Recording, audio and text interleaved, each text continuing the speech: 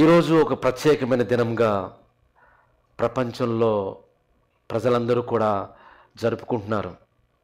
ప్రతి సంవత్సరము మే మాసము 2వ ఆదివారం మదర్స్ డేగా ప్రపంచంలో ఉన్నటువంటి ప్రజలు అనేక మంది ఘనంగా సెలబ్రేట్ చేసుకుని తల్లులకు గ్రీటింగ్స్ కార్డ్స్ కానీ గిఫ్ట్స్ కానీ లేకపోతే ఏదన్నా విషెస్ కానీ వాళ్ళతో మాట్లాడడం కానీ వాళ్ళతో స్పెండ్ చేయడం కానీ జరుగుతూ ఉంటుంది. నిజంగా అమ్మ అనే 2 అక్షరాల పదం మదర్ MOTHER 6 అక్షరాలు ఇంగ్లీష్లో. ఈ 2 అక్షరాలు పదంలో చాలా అర్థము దాగి ఉంది. ప్రేమకు ప్రతిరూపం అమ్మ, అలాగే సహనానికి నిలువెత్తు నిదర్శనం తల్లి. తన బిడ్డలే ఉన్నతమైన వారుగా ఉండాలని అహోరాత్రులు కష్టపడుతూ ప్రతిదినము కుటుంబం కోసం, తన బిడ్డల కోసం, తన కుటుంబ భవిష్యత్తు కోసం శ్రమించే ఒక ఉన్నతమైన వ్యక్తిత్వం కలిగిన వ్యక్తే తల్లి అమ్మ. ఈ భూమి మీద మనం అందరం వచ్చామంటే తల్లి గర్భాల గుండానే వచ్చాం. దేవుడు ఈ సృష్టిలో అందరికంటే ఒక ఉన్నతమైన కనే శక్తి, నవమాసాలు మోసి పుట్టించే శక్తి ఒక స్త్రీమూర్తికే ఇచ్చారు. అందుకే బైబిల్లో ఒక మాట ఉంది అవ గురించి, ఆమె జీవం గల ప్రతి వానికి తల్లి. ఈ భూమి మీద పుట్టిన ప్రతి ఒక్కరు, ఆఖరికి దైవతనుడైన యేసుక్రీస్తు కూడా తల్లి అయిన మరియ గర్భాన రావాల్సి వచ్చింది. కనుక ఈ సృష్టిలో స్త్రీకి దేవుడిచ్చిన ఒక ఉన్నతమైన శక్తి, ఒక ఉన్నతమైన వ్యక్తిత్వం, ఒక ఉన్నతమైన సృష్టి ఎవరంటే స్త్రీ. అలాంటి స్త్రీ గురించి ఈరోజు వాక్యం నుండి అలాంటి తల్లి గురించి కొన్ని విషయాలు మనం ఆలోచించేద్దాం. ఒకరోజు ఒక తల్లి తన బిడ్డను లేపుతూ ఉంది. మార్నింగ్ టైం అయిపోయింది, ఇంకా లేవట్లేదు, నువ్వు స్కూల్కి వెళ్ళాలి అని లేపుతూ ఉంటే అతను ఇంకా దుప్పటి పట్టుకుని చక్కగా ముడిచి పడుకున్నాడు అనమాట. లేవట్లేదు. ఇంకా ఆ తల్లి ఆ కొడుకుని, ఇంకా లేవరా, ఇంకా ఎంతసేపు నువ్వు ఇంకా పడుకుంటావు అని అడుగుతున్నప్పుడు ఆ కొడుకు అంటున్నాడు, నాకు ఇష్టం లేదు వెళ్ళడానికి అని అని ఆ కొడుకు బదిలిస్తూ ఉంటాడు. ఆ తల్లి అడుగుతుంది, ఎందుకు ఇష్టం లేదు చెప్పు, 2 రీజన్ చెప్పు అంటే అప్పుడు ఆ కొడుకు చెప్తూ ఉంటాడు. ఏమని చెప్తున్నాడంటే, నేను స్కూల్కి వెళ్ళాలంటే నాకు కష్టంగా ఉంది. కారణం, స్కూల్లో పిల్లలందరూ కూడా నన్ను వ్యతిరేకిస్తున్నారు, నేను ఇష్టపడతలేదు నన్ను. రెండవదిగా నా టీచర్స్ కూడా నన్ను ఇష్టపడతలేదు, వాళ్ళు వ్యతిరేకిస్తున్నారు, అందుకే నేను వెళ్ళను అని ఆ కొడుకు అంటాడు. అప్పుడు ఆ తల్లి విడిచిపెడుతుందో చెప్పండి? విడిచిపెట్టదు కదా. మరలా లేపుతుంది. మరలా లేపితే అప్పుడు ఆ కొడుకు అంటాడు, నువ్వు 2 రీజన్లు చెప్పు నేను ఎందుకు వెళ్ళాలి అని ఆ కొడుకు అడుగుతాడు. అప్పుడు ఆ తల్లి చెప్తుంది, 2 రీజన్లు నేను చెప్తున్నాను, జాగ్రత్తగా విను. నీకు 52 సంవత్సరాలు, నువ్వు స్కూల్కి ప్రిన్సిపల్, నువ్వు తప్పకుండా వెళ్ళాలి అని తను లేపుతుంది. సో కొడుకు ఎంత పెద్దవాడైనా సరే, 2 సంవత్సరాలున్నా 52 సంవత్సరాలున్నా తల్లి ప్రేమ అనేది తరగదు. తల్లి ప్రేమ చాలా గొప్పగానే ఉంటుంది. ఎప్పుడు చిన్న బిడ్డలుగానే ఆలోచిస్తుంది, వాళ్ళ కోసం ఎప్పుడు కష్టపడుతూనే ఉంటుంది, వాళ్ళ కోసం ఆలోచిస్తూనే ఉంటుంది తల్లి. తన యొక్క శరీరం ఎలా ఉన్నా, తనకి ఇబ్బంది ఉన్నా ఇబ్బంది లేకపోయినా, నిజంగా ఆకలి అని పిల్లలు చెప్పేసరికి తనకున్న శక్తి సామర్థ్యాలను ఉపయోగించి, తన చాకచక్యాన్ని ఉపయోగించి అప్పటికప్పుడు ఇంట్లో సామాను లేకపోయినా ఏదో ఒకటి ప్రిపేర్ చేసి డైనింగ్ టేబుల్ మీద పెట్టగల శక్తి తల్లికి ఉంటుంది, అమ్మకు ఉంటుంది. తను తినకపోయినా తన బిడ్డలకు పెట్టాలని వాళ్ళ కోసం శ్రమించే శక్తి తల్లికి ఉంటుంది. అలాంటి తల్లి గురించి బైబిల్లో ఎన్నో మాటలు ఉన్నాయి. దానికి ముందుగా అసలు ఎందుకు ఈ మదర్స్ డే సెలబ్రేట్ చేస్తున్నారు, దీనికి కారణం ఏంటి అని ఆ చరిత్ర గురించి ఆలోచిద్దాం. ఇక్కడ ఎంతోమంది తల్లులు ఉన్నారు, మీకు అందరికీ తెలుసు. నిజంగా ఒక తల్లిగా అవ్వాలంటే అంత ఈజీ కాదు. నవమాసాలు మోయాలి. ఆ 9 నెలలు మోసే క్రమంలో ఎంతో శరీర సంబంధమైన ఇబ్బందులు, అనారోగ్యము, బాధలు వచ్చినా అవన్నీ తట్టుకుంటుంది. ఆఖరికి డెలివరీ టైంలో నిజంగా తను బిడ్డకు జన్మనివ్వాలంటే తను మరణపు అంచు వరకు వెళ్ళి వస్తుంది. సైంటిఫిక్గా మనం చెప్పాలి అంటే ఎంత పెయిన్ అంటే ఒక 20 మన దేహంలో 206 ఎముకలు ఉంటే అందులో 206 ఎముకలలో ఒక 20 బోన్స్ ఒకేసారి బ్రేక్ అయితే ఆ పెయిన్ ఎలా ఉంటుంది చెప్పండి. అలాంటి పెయిన్ తల్లి తన బిడ్డకు జన్మనిచ్చే సమయంలో అనుభవిస్తుంది అని చెప్తున్నారు. అంటే అంత బాధను, అంత పెయిన్ను అనుభవించి ఈ భూమి మీద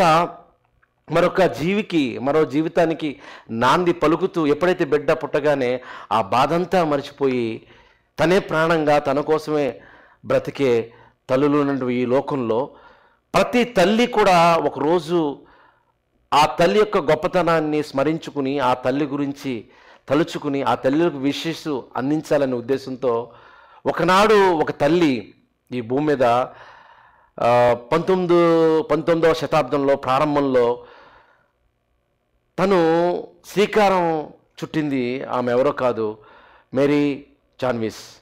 తన తల్లి ఎంతో కష్టపడింది, నా తల్లి ఎంతో కష్టపడింది, నా తల్లి కోసం ఎన్నో శ్రమలు తను అనుభవించింది. కాబట్టి నా తల్లి ఏమని కోరుకుందంటే తన జీవితకాలంలో తన తల్లిగా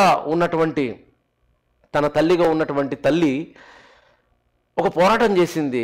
మదర్స్కి ఒకరోజు దినం ఉండాలి, అది మదర్స్ డేగా ఉండాలి.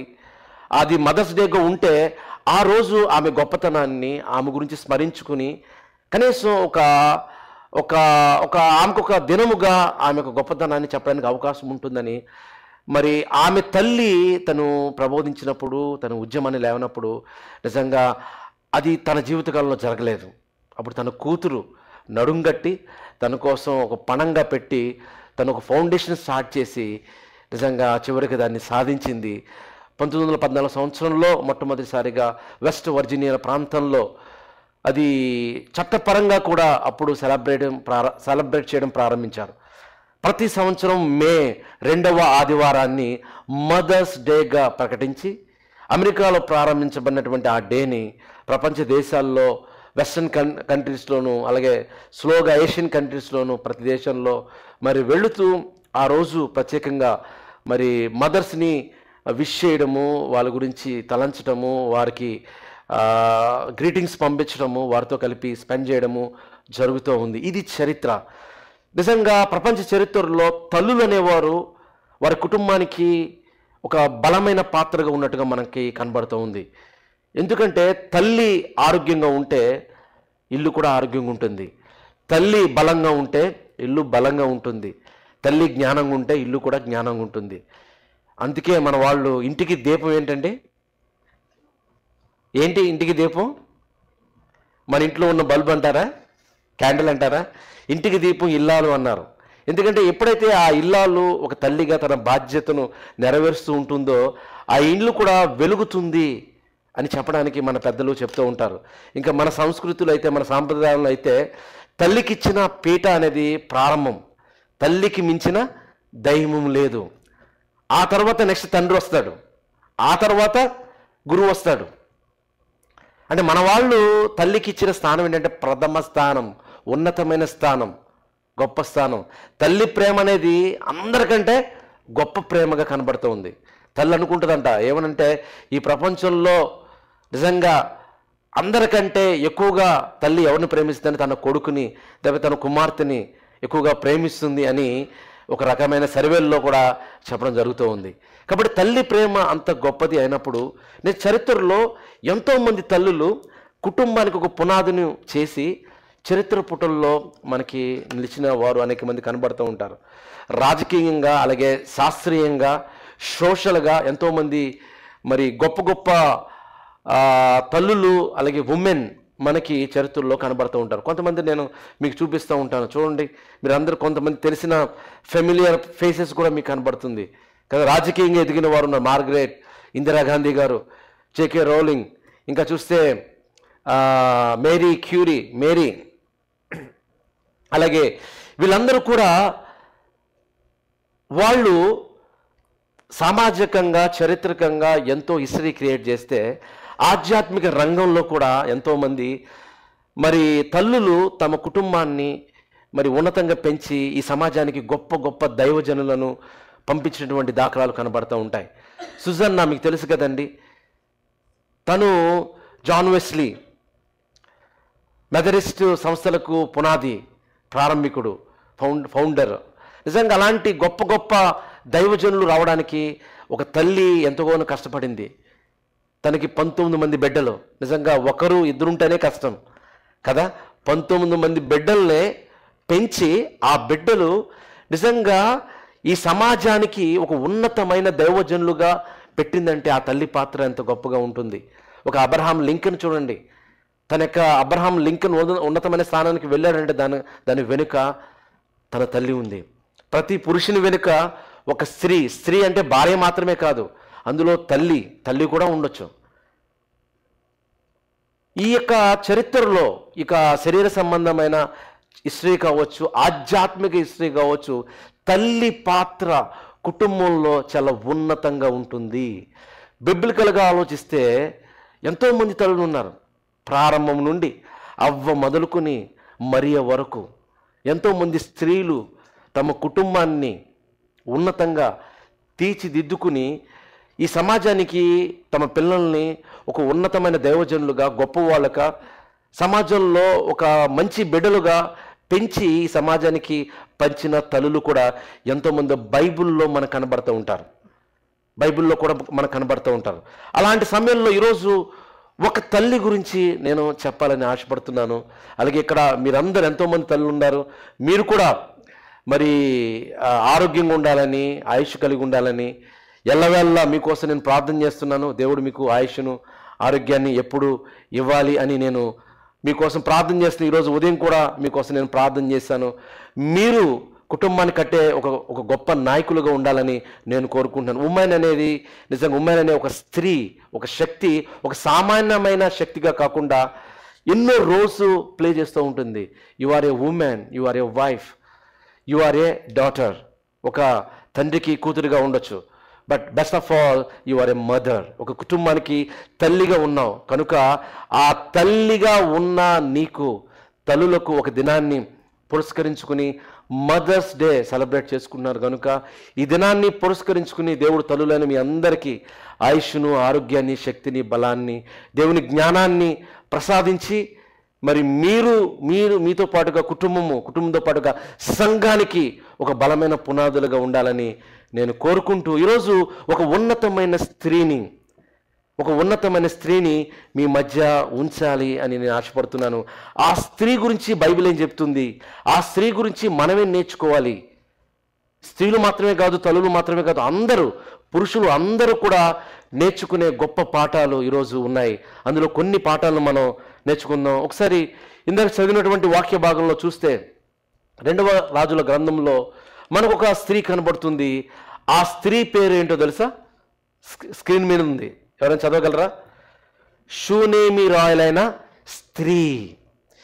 ఈమె గురించి బైబిల్లో చాలా అద్భుతంగా రాయబడింది. బైబిల్ గ్రంథంలో ఒక స్త్రీ గురించి రాయబడిందంటే ఆ స్త్రీ ఎంత గొప్ప స్త్రీగా ఉంటుంది అనేది మీరు ఆలోచించే ప్రియులారా. ఎక్కడ ఈ గ్రంథంలో రాయబడిందంటే 2వ రాజుల గ్రంథంలో మనకు కనబడుతుంది. ఆ స్త్రీ గురించినటువంటి మాటలు మనకు కనబడుతూ ఉంటాయి. 2వ రాజుల గ్రంథము అందరూ కూడా చూడండి, 4వ అధ్యాయము 8 నుండి 13 వచనాల వరకే మనం చదువుకున్నాం. కానీ చివరి వచన భాగం వరకు 31వ వచనం వరకు మీరు చదువుకుంటే ఆ తల్లి గురించి చాలా అద్భుతమైన పాఠాలు ఉంటాయి. సుమారుగా 14 పాఠాలు మనం నేర్చుకోవచ్చు. కానీ ఈరోజు మాత్రం మీకు 4 ప్రాముఖ్యమైన పాఠాలను మీ ముందు ఉంచాలని నేను ఆశపడుతున్నాను. ఈ షూనేమీరాలు గురించి ఏమని బైబిలు సెలవిచ్చిందంటే చూడండి, 2వ రాజుల గ్రంథము 4వ అధ్యాయము 8వ వచనం. ఒక దినమందు ఎలీషా షూనేము పట్టణముకు పోగా అచ్చట గనురాలైన ఒక స్త్రీ భోజనమునకు రమ్మని అతని బలవంతము చేశాను గనుక అతడు ఆ మార్గమున వచ్చినప్పుడల్లా ఆమె ఇంట భోజనము చేయుచూ వచ్చెను. ప్రియులారా, ఈ యొక్క 2వ రాజుల గ్రంథంలో, రాజుల గురించి రాసినటువంటి గ్రంథంలో ఒక ఉన్నతమైన స్త్రీ గురించి రాయబడింది. ఆ స్త్రీకి బైబిల్ ఇచ్చినటువంటి బిరుదు ఏంటో తెలుసా? ఏ బిరుదు? గనురాలైన స్త్రీ ఉందండి బైబిల్లో. గనురాలు. ఒక స్త్రీ గనురాలు అని ఎప్పుడు అనబడుతుంది? మన భాషలో చెప్పాలంటే మన జాతిపిత, మన భారతదేశానికి జాతిపిత ఎవరు అంటే మహాత్మా గాంధీ అని చెప్తూ ఉంటారు. మహాత్మా గాంధీ గారు జాతిపిత ఎప్పుడయ్యారు? పుట్టంగానే అయిపోయారా జాతిపిత? కాదు కదా. మదర్ తెరీసా, తను పుట్టగానే మదర్ తెరీసా అయిపోయిందా? ఎంతోమంది పేద పిల్లలకు, కుష్టు రోగులకు హక్కును చేర్చుకుని ముట్టుకోవడానికే కష్టం అన్నప్పుడు ఆ యొక్క రోగాన్ని, ఆ గాయాన్ని కడిగి హక్కున చేర్చుకుని ఒక ఉన్నతమైన స్థితిలో ఉంది కాబట్టి తన క్రియలను బట్టి ఒక మదర్ తెరీసాగా ప్రపంచవ్యాప్తంగా నిజంగా అనేకమైన తల్లులు ఉన్నప్పటికీ ఆ తల్లిని గురించి పెళ్లి కాకపోయినా ఆత్మీయ బిడ్డలను చేర్చుకుని ఒక తల్లిగా తను ఉందండి మదర్ తెరీసా. కాబట్టి ఆ బిరుదు ఎప్పుడు వచ్చిందంటే, ఒక నోబెల్ ప్రైజ్గానే ఉండి ఆ బిరుదు ఎప్పుడు వచ్చిందంటే తను చేసిన కార్యాన్ని బట్టి వచ్చింది తప్ప ముందుగానే రాలేదు. ఒక జాతి పిత గాంధీ గారు అని ఎప్పుడు అంటామంటే ఆయన చేసిన కార్యం. ఒక ఉప్పు సత్యాగ్రహాన్ని, ఉద్యమాన్ని ప్రారంభించారు. అవి అస్తమించిన బ్రిటిష్ సామ్రాజ్యంలో బానిసలుగా భారతీయులు ఉన్నప్పుడు ఎలాగైనా ఈ స్వతంత్రం రప్పించాలని తను నడుము కట్టి ప్రాణానికైనా త్యాగానికైనా ఎంతోమంది ఉన్నారు యోధులు. కానీ ఈయననే ప్రముఖంగా ఎందుకు మనం చెప్పుకుంటామంటే ఈయన పాత్ర చాలా గొప్పగా ఉన్నది కనుక. అంటే వారి క్రియలను బట్టి వారికి బిరుదు వస్తుంది, ఊరికినే బిరుదు రాదు.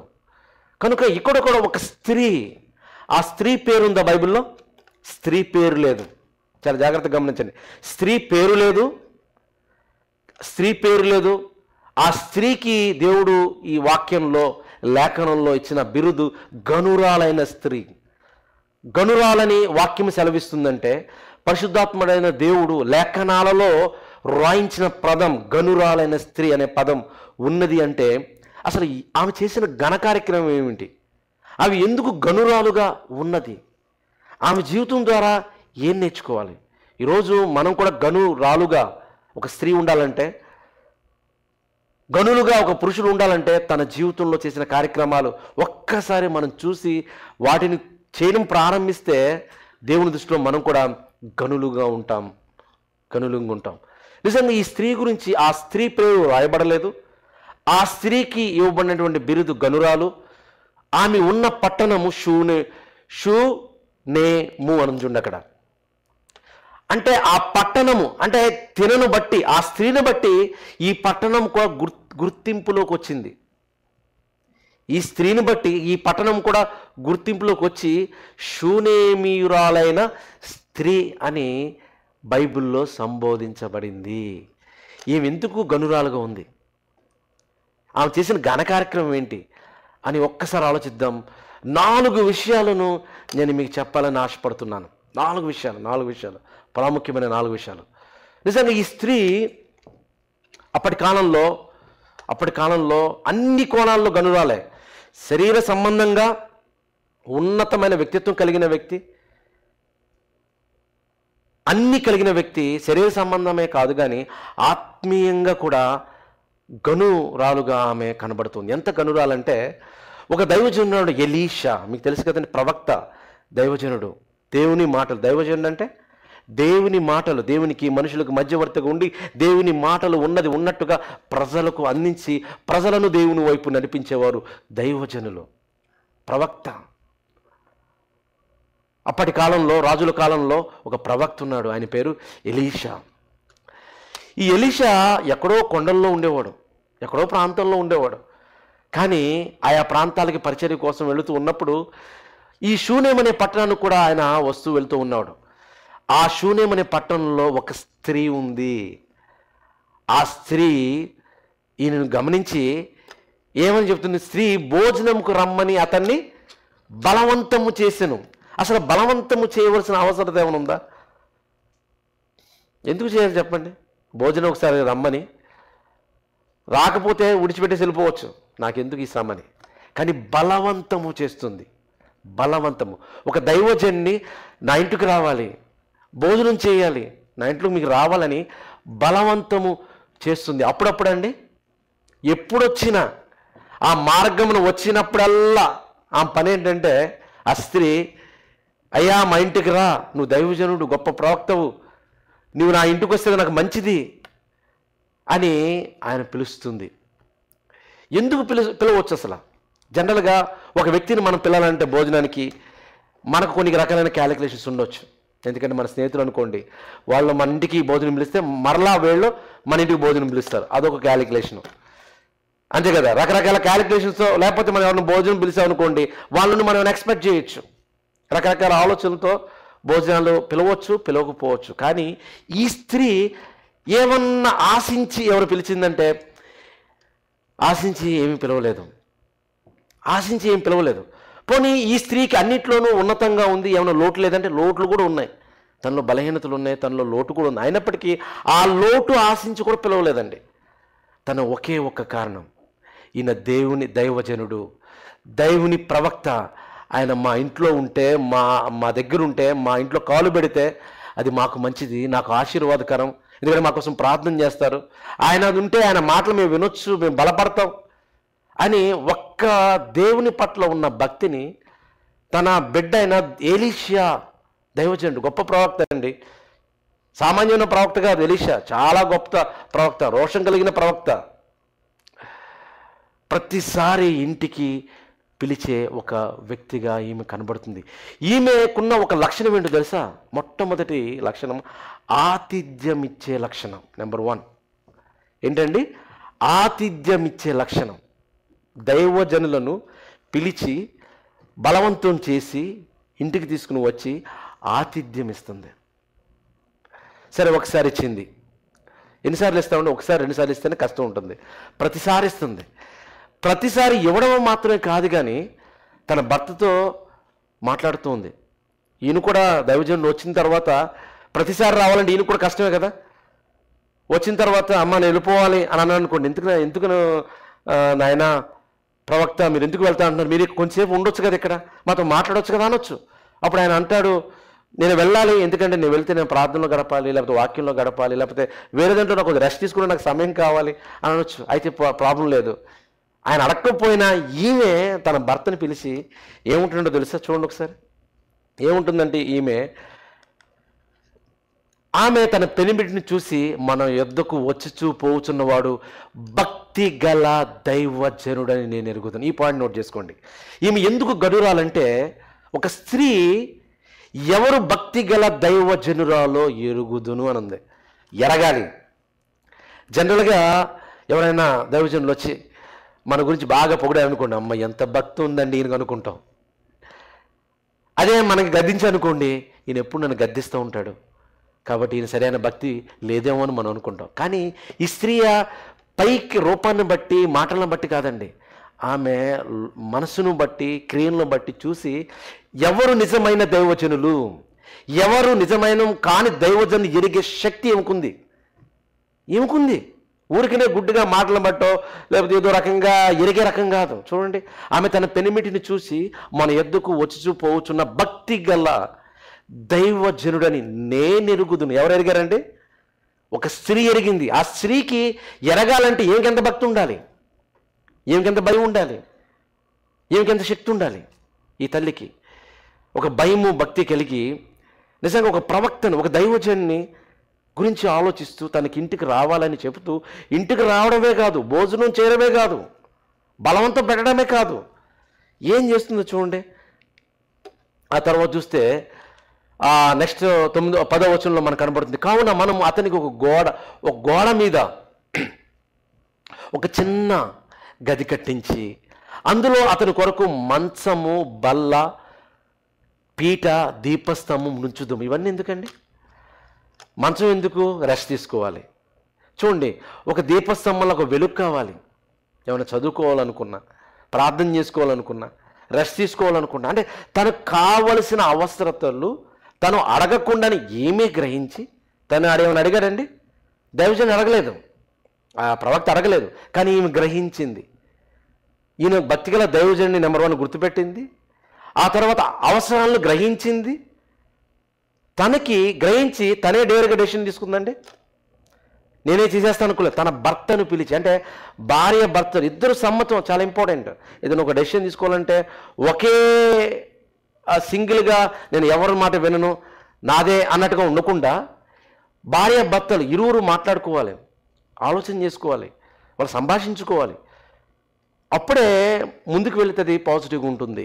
ఇక్కడ కూడా చూస్తే తను వచ్చిన ఆలోచనను బలవంతంగా తన భర్త మీద రుద్దలేదు, తన భర్తతో అడుగుతుంది ఇది ఇలా చేద్దామన్నప్పుడు తాను కూడా ఓకే అన్నాడు. ఎప్పుడైతే ఈ స్త్రీ ఇంత భక్తిగా ఇంత భయం కలిగి దేవుణ్ణి ఉంటుందో తను కూడా ప్రపోజ్ చేసిన ఆ ప్రపోజల్ కూడా మంచిదే, ఒక దైవజనుడికే దేవునికే మనం చేస్తున్నాం అని ఆలోచన చేసినప్పుడు నిజంగా తను ఒప్పుకున్నాడు. తను ఒక రూమ్ కూడా చిన్న బస చేయడానికి ఉండడానికి కట్టిందంటే నిజంగా చూడండి ఒకసారి ఆ స్త్రీలో ఎంత భక్తి ఉంది, ఎందుకు గనురాలు. నేను అదే ఆలోచించాను. ఒక స్త్రీ బైబిల్ గనురాలు అని సంబోధించిందంటే ఊరికనే సంబోధించదు. ఒక బైబిల్లో దేవుని ఆత్మచేత రాయబడిన పదము గనురాలు అని రాయబడిందంటే ఒక స్త్రీ గురించి ఊరికనే రాయబడదు. ఆ స్త్రీకి ఎన్నో క్వాలిటీస్ ఉంటాయి, ఆ స్త్రీకి ఎన్నో క్యారెక్టరిస్టిక్స్ ఉంటాయి, ఆ స్త్రీలో ఎన్నో కార్యాలు ఉంటాయి. అవేమిటి అని ఆలోచన చేస్తూ ఉంటే నా దృష్టిలో ఆల్మోస్ట్ 14 కనబడినాయండి. 14, అందులో ఒక ప్రాముఖ్యమైన 4 మాత్రం ఈరోజు మనం ఆలోచన చేస్తున్నాం కనుక నిజంగా ఇలాంటి స్త్రీ తన కోసము దైవజనుడి కోసం ఒక రూమ్ కట్టించి దాంట్లో బస చేయడానికి సిద్ధపరిచిందండి. ఎంత గొప్ప అద్భుతమైన శక్తి, వ్యక్తిత్వం కలిగినటువంటి ఆ స్త్రీ. ఈ స్త్రీలో 4 విషయాల్లో మొట్టమొదటిగా మనం నేర్చుకోవలసిన విషయము చెప్తున్నాం కదా, మనం ఆలోచన చేస్తున్నాం కదండి. ఆ ఆలోచన మనం చూద్దాము. మొట్టమొదటిది ఏంటంటే ఆ స్త్రీకున్న మొట్టమొదటి లక్షణం ఏంటంటే ఆతిథ్యము ఇచ్చే స్త్రీ. ఎవరికండి? దైవజనులను, నిజమైన దైవజనులను గుర్తించి వచ్చిన ప్రతిసారి ఆతిథ్యం ఇచ్చి కావలసిన అవసరాలు కూడా తీరుస్తూ చేస్తుందంటే నిజంగా ఆ స్త్రీ దేవుని పట్ల ఎంత భక్తి కలిగి ఉంది, దేవుని మాటలను అందించే దైవజనుల పట్ల ఎంత భక్తి కలిగి ఉండి నిజంగా తన ఇంట్లో ఉండాలి, ఆ మాటలు వినాలి అని ఎంత ఆసక్తి కలిగి ఉంది. ప్రియులారా, ఈ స్త్రీల నుండి మనం నేర్చుకోవాల్సిన ఒక ప్రాముఖ్యమైన విషయం ఏంటంటే ఆతిథ్యము ఇవ్వాలి. క్రైస్తవ జీవితంలో ఎబ్రిల్ రాసిన పత్రిక 12వ అధ్యాయంలో మనకు కనబడుతుంది కదండ, ఆతిథ్యము చేయ మరొకడి. ఒకనాడు దేవదూతలకు తెలియకే వాళ్ళు ఆతిథ్యము చేసిరని వాక్యము సెలవిస్తూ ఉన్నది. ప్రియులారా, ఎందుకంటే నా నామం ముందు గిన్నెలు చల్లీలు ఇస్తేనే పరలోక ముందు ఫలము పోగొట్టుకున్న అని దేవుని వాక్యం సెలవిస్తూ ఉందంటే ఆతిథ్యం అనేది మన క్రైస్తవ జీవితంలో ఉండాలి. పరిచర్యలో కూడా ఆతిథ్యం ఒక భాగమే ఉండాలి. నిజంగా ప్రారంభ శతాబ్దంలో స్త్రీలు ఎంతో ఉన్నతంగా పరిచర్య చేశారు. సంఘంలో ఒక పునాదులుగా ఉన్నారు. నిజంగా సంఘము బలపడాలంటే, సంఘము ముందుకెళ్ళాలంటే, సంఘ వ్యవస్థ ముందుకెళ్ళాలంటే ముందు కుటుంబ వ్యవస్థ బాగుండాలి, కుటుంబాలే బాగుండాలి. ఆ కుటుంబ వ్యవస్థ సంఘములో ఉంటుంది కాబట్టి సంఘము కోసం కూడా కష్టపడిన స్త్రీలు ప్రారంభపు శతాబ్దంలో ఉన్నారండి. వాళ్ళు ఎంతో పరిచర్య చేశారు. ఎందుకంటే వాళ్ళ భక్తి కలిగిన స్త్రీలు, దేవుని యందు ఆసక్తి కలిగిన స్త్రీలు, కుటుంబం మధ్య బాధ్యత కలిగిన స్త్రీలు. అందుకే దేవుని వాక్యం ఏమని సెలవిస్తుంది తెలుసా? అలాంటి వారి పరిచర్య చేసే స్త్రీలు ఉన్నారు కదా, వాళ్ళ పేర్లు ఎక్కడున్నాయో తెలుసా? ఈ లోకంలో మదర్ తెరిసా పేరు గిన్నిస్ బుక్లో ఎక్కొచ్చు, నోబెల్ ప్రైజ్ ఇవ్వచ్చు, గొప్ప గొప్ప తల్లు పేర్లు ఈ లోకంలో గిన్నిస్ బుక్లు ఉంటే చాలు మేము గ్రేట్ అనుకుంటారు. గిన్నిస్ బుక్లో ఎక్కడం కోసం ఎంతో ప్రయత్నాలు, వింత ప్రయత్నాలు చేస్తూ ఉంటారు. కానీ ఈ లోకంలో ఉండని మనము ఎక్కడికి వెళ్తామో తెలియని మనము గిన్నిస్ బుక్ కోసం ప్రయత్నం చేస్తామండి. గిన్నిస్ బుక్లో కదా మన పేర్లు ఉండవలసింది. ఏ బుక్లో తెలుసా? చూస్తారా? బైబిల్లో ఒక మాట ఉంది, చూద్దాం ఒకసారి. ప్రారంభపు శతాబ్దంలో ఉన్నటువంటి పరిచర్య చేసే స్త్రీల గురించి మాట్లాడుతూ ఫిలిప్పీయులకు రాసిన పత్రిక 4వ అధ్యాయం 3వ వచనం. ఫిలిప్పీయులకు రాసిన పత్రిక 4వ అధ్యాయం 3వ వచనం. అవును, నిజమైన సహకారి ఆ స్త్రీలు క్లెమెంతుతోనూ నా ఇతర సహకారులతోనూ సువార్త పనిలో నాతో కూడా ప్రయాసపడిన వారు. ఈరోజు సువార్త పనిలో, ఒకనాడు సంఘం అండి, సువార్త పనిలో ఎంతగానో స్త్రీలు వాళ్ళు చాలా ఫౌండేషన్గా ఉన్నారు. వాళ్ళ ఫౌండేషన్గా ఉన్నారు. ఎందుకంటే సంఘ పరిచయం నెక్స్ట్ లెవెల్కి వెళ్ళాలంటే స్త్రీలు చాలా ఫౌండేషన్గా ఉండాలి, వాళ్ళ సహకారులుగా ఉండాలి, వాళ్ళ బలవంతులుగా ఉండాలి. అందుకే ప్రారంభపు శతాబ్దపు సంఘము ఉన్నతంగా ఉన్నది. బైబిల్లో రాయబడిన పదం చూడండి, నా ఇతర సహకారులతోనూ సువార్త పనిలో నాతో కూడా ప్రయాసపడిన వారు గనుక వారికి సహాయము చేయమని నిన్ను వేడుకొనుచున్నానని చెబుతూ ఒక మాట బైబిల్లో రాయబడిందని పదం. ఇది మీరు అండర్లైన్ చేసుకోవాలి. ఏంటి ఆ పదం? ఆ సహకారుల పేర్లు. ఏ సహకారుల పేర్లు? ఆ స్త్రీలు, సువార్త పనిలో సహకారం చేసిన సంఘం కోసం పనిచేస్తున్న స్త్రీలు, సువార్త పనిలో సహకారం చేస్తున్న స్త్రీలు, కుటుంబాన్ని దేవుని కోసం నిలబెడుతున్న స్త్రీలు, సంఘ అభ్యుత్తు కోసం, సంఘ ఉన్నతి కోసం సంఘ పనిలో ఉన్న స్త్రీలు, వాళ్ళ పేర్లు ఎక్కడ ఉన్నాయంటే చూడండి. అక్కడ ఆ సహకారుల పేర్లు ఏ గ్రంథంలో ఉన్నాయి? జీవ గ్రంథమందు రాయబడి ఉన్నవి. అదండి గిన్నీస్ బుక్ ఆఫ్ రికార్డ్ కదండి. ఈ లోకంలో ఉన్న బుక్లు ఎంతంటే ఉపయోగం లేదు. దాంట్లో జీవ గ్రంథమందు నా పేరు ఉండాలంటే ఈ భూమి మీద మన పనులు ఎలా ఉండాలో వాక్యం సెలవిస్తూ ఉంది. మన పనులు ఎలా ఉండాలి? నిజంగా ఆ స్త్రీలో మొట్టమొదటిగా ఆతిథ్యం ఇచ్చే గుణం ఉంది, పరిచర్య చేసే గుణం ఉంది. షునేమిరాలైనటువంటి స్త్రీ ఒక ఘనమైన స్త్రీగా, ఒక ఉన్నతమైన స్త్రీగా బైబిల్లో లిఖించబడిందంటే తనకున్న ఒక గొప్ప క్వాలిటీ ఏంటంటే హాస్పిటాలిటీ, ఆతిథ్యం, దైవజనులకు ఆతిథ్యం, దేవుని సంఘం పట్ల పని. ఒకనాటి శతాబ్దపు స్త్రీలుకుంటే ఈరోజు ఒకసారి మనం ఆలోచించేద్దాం. మన జీవితంలో నిజంగా మనం ఎలా ఉంటున్నాం? ఒక స్త్రీలు మాత్రమే కాదు, పురుషులు, నేను అందరం కూడా మనం ఆలోచన చేసుకోవాలి. ఈ క్వాలిటీ, ఈ క్యారెక్టర్ మనలో ఉందా అని ఒక్కసారి మనం పరిశీలన చేసుకుందాం. అలా ఉన్నప్పుడే దేవుని దృష్టిలో ఉన్నతమైన వారుగా ఉంటాం. వాక్యం సెలవిస్తూ ఉంది కదండి, సువార్త పనిలో సహకారులుగా ఉన్నవారు, ప్రయాసపడిన వారు, నిజమైన సహకారులు, వారి పేర్లు జీవ గ్రంథములో ఉన్నవి. ఈ లోకంలో చిన్న పని చేస్తేనే థ్యాంక్ యూ అని చెప్తాం. దేవుని కార్యక్రమాలు చేస్తే దేవుడు చెప్పడా? చెప్పండి. గిన్నెను చల్లీలు ఇస్తేనే పరలోకంలో ఫలం పోగొట్టుకుని అని చెప్తున్న దేవుడు అంతకంటే ఎక్కువగా చేస్తే జీవ గ్రంథములో మన పేర్లు ఉంటాయి.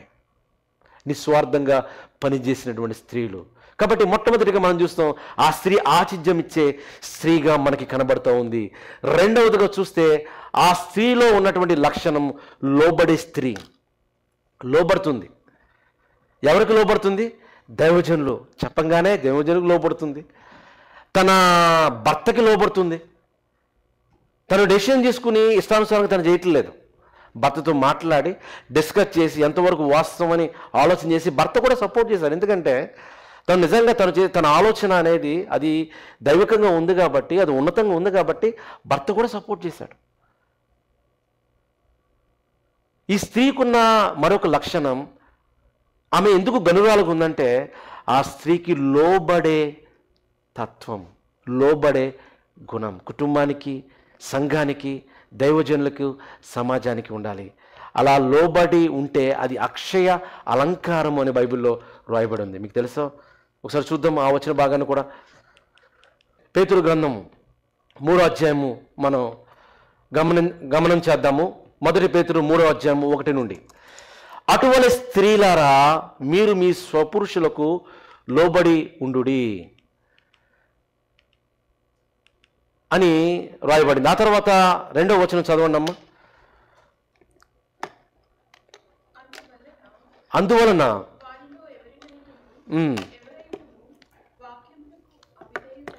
వాక్యమునకు అవిధేయులైతే వారు భయముతో కూడిన మీ పవిత్ర ప్రవర్తనను చూచి వాక్యము లేకుండానే తమ భార్యల నడవడి వలన రాబట్టవచ్చును. నిజంగా భార్య, చాలామంది నేను ఎన్నో సాక్ష్యాలు వింటానండి, భర్త ఎలా పడితే అలా ఉంటే భార్య తన ప్రార్థన ద్వారా, తన భక్తి ద్వారా, తన నడవడిక ద్వారా ఎంతోమంది భర్తలు దేవుళ్ళలోకి వచ్చిన వాళ్ళు మనం చూస్తూ ఉంటాం. వాళ్ళు అనొచ్చు, నా భర్త సరిగా లేడు కాబట్టి నేను ఎలాగైనా ఉంటానండి అనొచ్చు. కానీ ఇక్కడ వాక్యం ఏమని సెలవిస్తుందండి? మీ గ్రంథంలో, మీ చేతుల్లో వాక్యము రెండవ వచనంలో చూస్తే భార్యల ప్రవర్తన వలన, వాళ్ళ నడవడిక వలన, వాక్యము లేకుండానే, అంటే మన ప్రవర్తన వలన భర్త కూడా అసలు వాక్యం కూడా చెప్పక్కర్లేదు. వాక్యం చెప్పకపోయినా మన యొక్క యాక్షన్స్ ద్వారా వారు మార్చబడతారు, లోబడతారు, వారు అంగీకరించబడతారు అంటూ ఇంకొక మంచి మాట 3వ వచనంలో ఉంది. చదవమ్మా.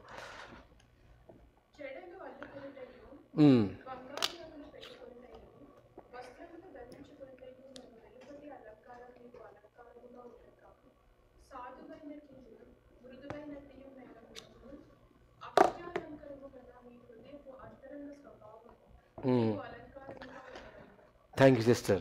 ఇక్కడ చూస్తే దీని అర్థం జడలు అల్లుకొనుటయు అనగా అంటే అల్లుకోవద్దని అర్థం కాదండి. అర్థమైంది? అవి అల్లుకోవద్దని అర్థం కాదు. అంటే దాని మీద కాదు, శరీర సంబంధం మీద కాదు మీ ఫోకస్, శరీర బాహ్య సంబంధం మీద కాదు, అంతరంగకమైన స్వభావము, అది మీకు అక్షయ అలంకారం, వ్యక్తిత్వము, లోబడే తత్వము, ఒక క్యారెక్టర్. ఇవి అక్షయ అలంకారం అనే గుణం ఉంటే నీవు కొనియాడబడతావు, నీవు కొనియాడబడతావు అని వాక్యం సెలవిస్తుంది ప్రియులారా. నెంబర్ 1 మనం చూసాము, ఆ స్త్రీలో ఉన్నటువంటి మొట్టమొదటి గుణము, తను ఎలాంటి గుణము కలిగి ఉందంటే ఆతిథ్యం ఇచ్చే స్త్రీగా ఉంది. రెండవది లోబడే స్త్రీగా ఉంది. దైవజనులకు, కుటుంబానికి, సమాజానికి, సంఘానికి ఎంతో ఒక దీనము కలిగి లోబడి తన క్రియలలో తన గుణాన్ని, అంటే అంతరంగిక స్వభావాన్ని, అక్షయ అలంకారాన్ని ఒక గుణముగా కలిగిన వ్యక్తిగా ఆ స్త్రీ మనకి కనబడుతూ ఉంది. ఆ తర్వాత మూడవదిగా చూస్తే ప్రియులారా, అక్కడ మనకు కనబడుతుంది విశ్వాసములో గనురాలు. ఈ స్త్రీ షూనేమి దేశంలో ఉన్నటువంటి స్త్రీ విశ్వాసములో ఎలాంటిదండి? గనురాలు. ఎంత గనురాలో నేను మీకు చెప్తాను. తనకి ఒకనొక సందర్భం వచ్చేసరికి అప్పుడు ఈ దైవజనుడు అడుగుతాడు, అమ్మా నేను నీకేం చేయాలి? నేను వచ్చినప్పుడల్లా నువ్వు నన్ను పిలుస్తున్నావు, ఇంట్లో ఉండమంటున్నావు, భోజనం పెడుతున్నావు, అసలు నీ యొక్క భక్తిని చూసి నేను చాలా నీ యొక్క భక్తి, నీ ఆసక్తి నేను చూసి నేను చాలా సంతోషిస్తున్నాను. నేను నీకేమైనా చెయ్యాలా చెప్పు, రాజుతో ఏమైనా చెప్పించి నీకేమైనా చేయాలా అంటే తను ఏం అడగలేదండి. తను ఏం అడగకుండా ఉంటే తన పనివాడు ఉన్నాడు, అసిస్టెంట్ ఉన్నాడు, సహకారంగా ఉన్నాడు. అతను గెహాజీ అంటాడు, అయ్యా తను అడగట్లేదు కానీ తనకు లోటు ఉంది అని అంటుంటాడు.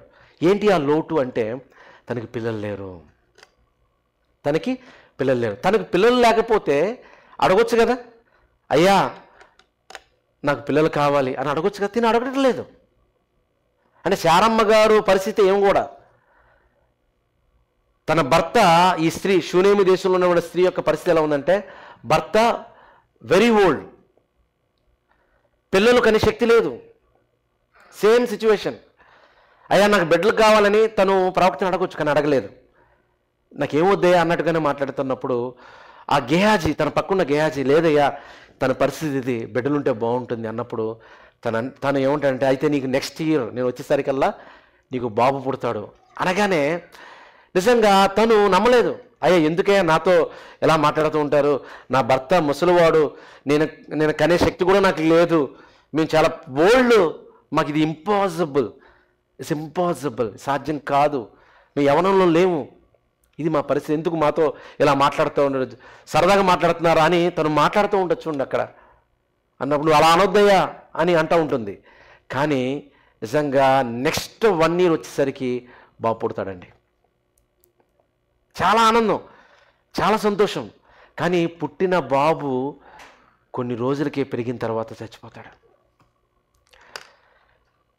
నిజంగా ఎంత బాధ ఉంటుందండి. ముదిము వయసులో లేక ఒక కొడుకు పుట్టి ఆ కొడుకు కూడా కళ్ళ ముందు చచ్చిపోతే ఎంత బాధ ఉంటుంది.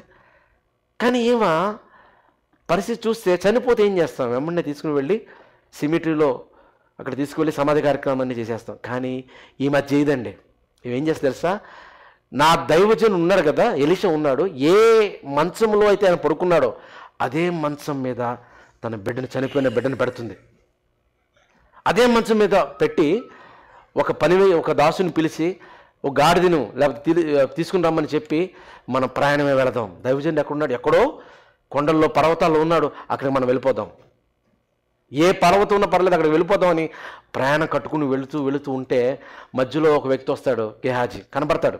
ఆ పక్కనే అడుగుతూ ఉంటాడు, కుశల ప్రశ్న అడుగుతూ ఉంటాడు. ఏమని అడుగుతూ ఉంటాడు తెలుసా? ఎలా ఉన్నారు, నువ్వు ఎలా ఉన్నావు, నీ భర్త ఎలా ఉన్నాడు, నీ బాబు ఎలా ఉన్నాడు, ఎలా ఉన్నారు మీరంటే ఏమేమంటే చెప్పాలి? అయ్యా ఏం బాగాలేదు, అంతా బాగాలేదు అని అనొచ్చు. కానీ ఏమంటుంది తెలుసామా? మీరు చదవండి, మీరు ఈ గ్రంథాన్ని తర్వాత ఇంటికి వెళ్ళిన తర్వాత 2వ రాజుల గ్రంథం 4వ అధ్యాయం 8 నుండి 31 వచనం వరకు చదివితే ఈ స్టోరీ అంతా మనకు కనబడుతుంది. అవన్నీ నేను ఇక్కడ చదవట్లేదు. కానీ ఆమె అంటుంది నేను బాగానే ఉన్నానయ్యా అంటుంది. కానీ నిజంగా బాగుందండి? బాగలేదు కదా. చాలా బాధతో ఉంటుంది, వేదనతో ఉంటుంది. ఆ సమయంలో కూడా ఒక పనివాడు వచ్చి మాట్లాడుతున్నప్పుడు ఎలా ఉన్నావంటే, ఆ ప్రవక్త దగ్గర పనిచేసే ఒక వ్యక్తి వచ్చి మాట్లాడుతున్నప్పుడు నువ్వు ఎలా ఉన్నావంటే నేను బాగానే ఉన్నానని చెప్పి ఆ దైవ దేవుని దగ్గరికి వెళ్ళి కాళ్ళ మీద పడిపోతుంది, ప్రార్థిస్తుంది. అంటే తనకు ఉన్న విశ్వాసం, నేను బాగానే ఉన్నానంటే అర్థం ఏంటి? తనకి ఎంత విశ్వాసం ఉంది అంటే నా కొడుకు బాగుపడతాడు, నా కొడుకు మళ్ళా లేస్తాడు, నేను దైవ దగ్గరికి వెళ్ళాలి. సమాధి కార్యక్రమం చేయొచ్చు కానీ చేయించలేదు, మంచం మీద పెట్టింది అంతే. ఏ ప్రవక్త అయితే ఏ రూములో అయితే ఉన్నాడో అదే రూములో అదే మంచం మీద తన బిడ్డను, చనిపోయిన బిడ్డను పెట్టి దైవ దగ్గరికి వచ్చి ఇదిగో ఈ కర్ర తీసుకుని నువ్వు వెళ్ళంటే లేదు లేదే నువ్వే రావాలి అని బతిమలాడి ఆ దైవజనుని తీసుకుని వెళ్ళి ప్రార్థన చేసినప్పుడు ఆ దేవుడు చేసిన కార్యాన్ని బట్టి ఆ బిడ్డ బ్రతుకుతాడండి. ఎంత విశ్వాసం, ఎంత పట్టుదల, ఎంత పట్టుదల ఈ స్త్రీకి. చనిపోయిన తన కుమారుని కూడా బ్రతికించుకున్న విశ్వాసము, చనిపోయిన తన కుమారుని కూడా బ్రతికించుకున్నటువంటి పట్టుదల. ఎన్ని ఇబ్బందులు వచ్చినా కృంగిపోకుండా పరిగెత్తుకుంటూ అదే సమయంలో దైవ దేవుని దగ్గరికి వెళ్ళి ఎలాగైనా తీసుకురావాలి, ప్రార్థన చేయించుకోవాలి, ఆయన వస్తే నాకు క్షేమము, నా గృహానికి వస్తే ఆయన క్షేమం అని తీసుకుని వెళ్ళి ప్రార్థన చేయించుకుని నిజంగా తన బిడ్డను బ్రతికించుకున్న ఒక స్త్రీ. తన విశ్వాసం ఎంత గొప్పగా ఉందో మీరు ఆలోచించండి ప్రియులారా. ఎంత విశ్వాసం.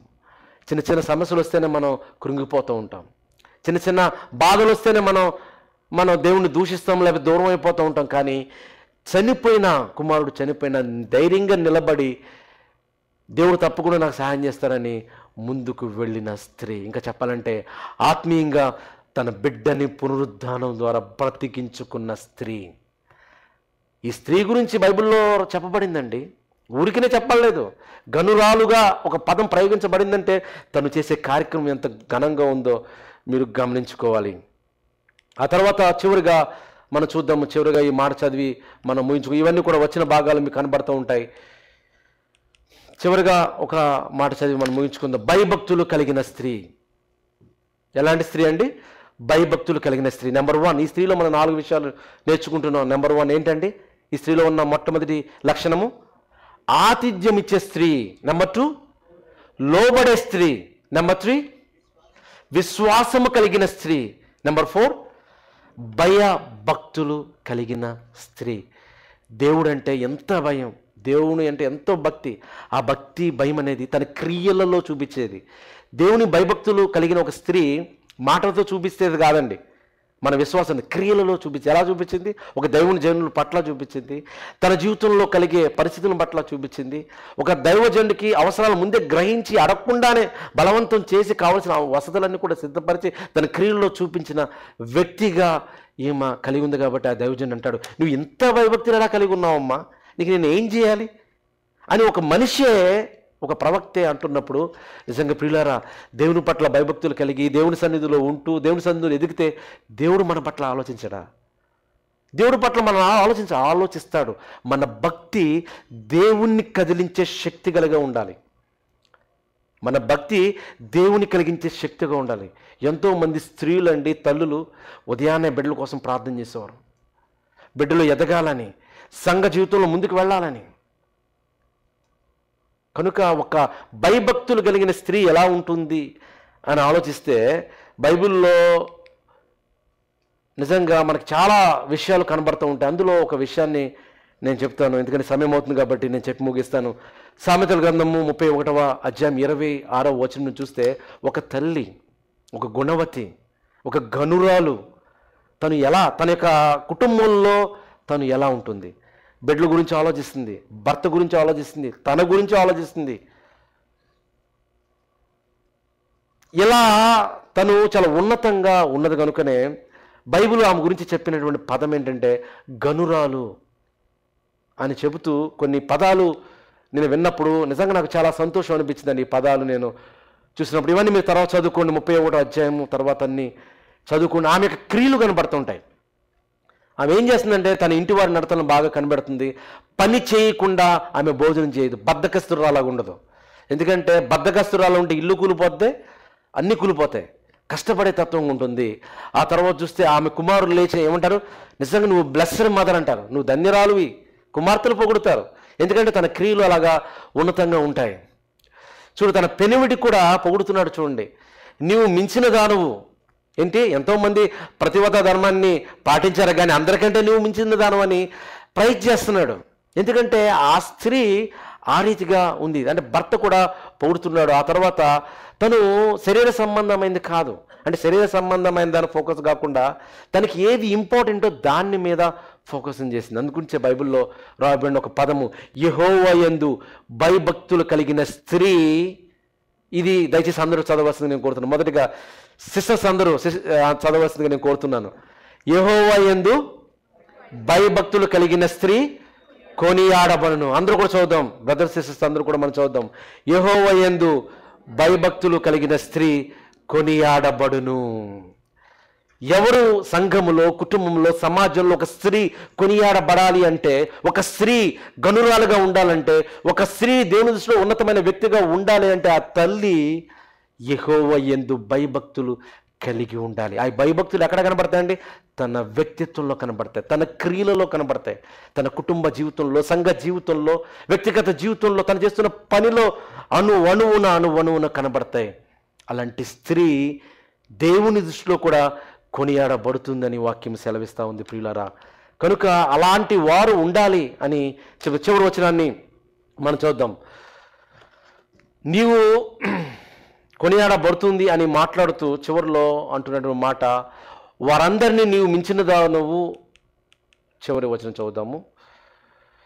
31వ అధ్యాయము 31వ వచనము. చేసిన పనిని బట్టి అట్టి దానికి ప్రతిఫలమీయదగును. గౌనుల యొద్ద ఆమె పనులు ఆమెను కొనియాడును. ఆమె గనురాలుగా ఉండాలంటే ఏంటంటే పనులు, యాక్షన్స్ అనేది ఇంపార్టెంట్. మాటలతో వల్ల ఉపయోగం లేదు. చాలామంది ఉంటారండి, ముసలమ్మ ముచ్చలు ఓహని మాట్లాడుతూ ఉంటారు, వాళ్ళకి పని పాట ఉండదు. ముసలమ్మ ముచ్చడం వల్ల పని అసలు దానివల్ల ఉపయోగమే ఉండదండి. బైబిల్ చెప్తుంది దానివల్ల ఒక్క అనవసరమైన మాటలు 100 మాట్లాడిన ఉపయోగం లేదు, పనికొచ్చే పని చిన్నది చేసిన ఉపయోగం ఉంటుంది. కాబట్టి ముసలమ్మ ముచ్చట్లు పక్కన పెట్టి పనులు కొనియాడబడేట్టుగా చేస్తుంది. మన కుటుంబంలో, మన సంఘంలో, మన చేస్తున్న పనిలో, ఆఫీసులో, ఎక్కడైనా మన పనులే మనల్ని ఉన్నతమైన స్థితిలోకి పెడతాయి. మన క్రియలే, మన క్యారెక్టరే ఉన్నతమైన స్థానంలో పెడతా ఉంటాయి ప్రియులారా. కనుక ఈరోజు ఒక్కసారి ఆలోచన చేద్దాం. దైవభక్తి కలిగిన ఒక స్త్రీగా మనం ఉండాలంటే, ఒక తల్లిగా ఉండాలంటే, ఒక కుటుంబాన్ని చక్కదించుకుని ఉండాలంటే, సంఘంలో ఉన్నతమైన వ్యక్తిగా ఉండాలంటే, మనము శునేమీయురాలైన జీవితంలో ఆ స్త్రీలో ఉన్న 4 లక్షణాలు మన జీవితంలో అలవాటు చేసుకుంటే చాలు. ఒక పురుషులకే కాదు, ఒక స్త్రీకే కాదు, పురుషులు కూడా ఆ లక్షణాన్ని అలవాటు చేసుకోవాలి. పురుషులు కూడా సాకారులుగా ఉండాలి. స్త్రీలకి వాళ్ళని విడిచిపెట్టకూడదు. వాళ్ళు కూడా సాకారులుగా ఉంటే, ఎలాగైతే శునేమీయురాలైనటువంటి ఆ స్త్రీకి భర్త కూడా ఎలాగైతే సాకారులుగా ఉన్నారో, ఈరోజు మరి భర్తలు కూడా సాకారులుగా ఉండాలి. ఎప్పుడు చూసినా స్త్రీల గురించి చెప్తున్నారు, మా గురించి ఎప్పుడు చెప్తారు అన్నట్టుగా ఆలోచన చేస్తున్నారు. సో ఫాదర్స్ డే అప్పుడు డెఫినెట్గా ఫాదర్స్ గురించి మనం ఆలోచన చేద్దాం. ఎందుకంటే ఈ యొక్క మదర్స్ డే అనేది ఎప్పుడు సెకండ్ సండే మేలో వస్తుంది, సండే రోజునే వస్తుంది, తప్పగా మనం మాట్లాడాలి. కానీ ఫాదర్స్ డే సండే రోజు రావట్లేదు, ఎప్పుడు వస్తుందో తెలియదు వచ్చిన. కాబట్టి మాట్లాడుకునే అవకాశం చాలా తక్కువ ఉంటుంది. కాబట్టి డెఫినెట్గా ఆ రోజు మరెక్కువగా భర్తల గురించి, ఫాదర్స్ గురించి మరెక్కువగా మాట్లాడదాం. కానీ ఈరోజు మాత్రం ఈ మదర్స్ డే పురస్కరించుకుని మనం తప్పకుండా వారిని గౌరవిద్దాం, సన్మానిద్దాం, వారి విషయం చెప్దాం.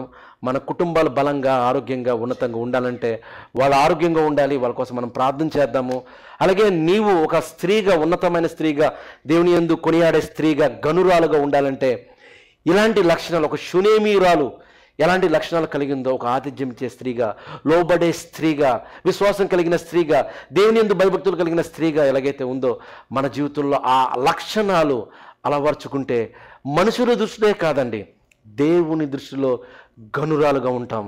అలా ఉండడానికి ఇక్కడ తల్లులందరికీ కూడా దేవుడు తన శక్తిని, బలాన్ని అనుగ్రహించాలని కోరుకుంటూ ఇంతటితో నేను ముగిస్తున్నాను. దయచేసి అందరూ కూడా నిలబడండి.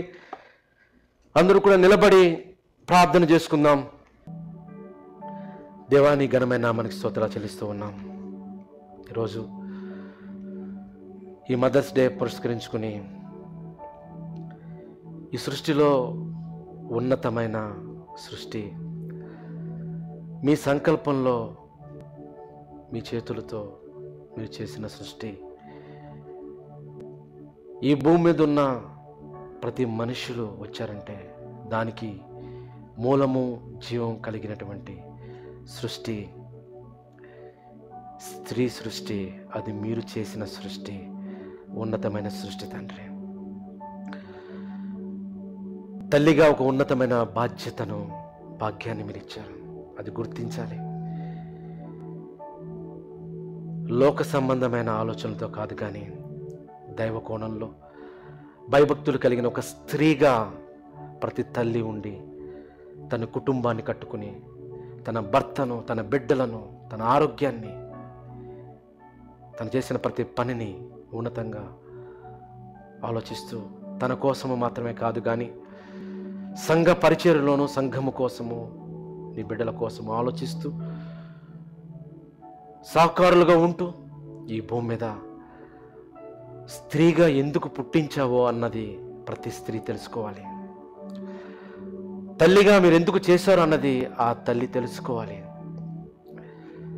ఆ తల్లి తన బాధ్యతను గుర్తించాలి.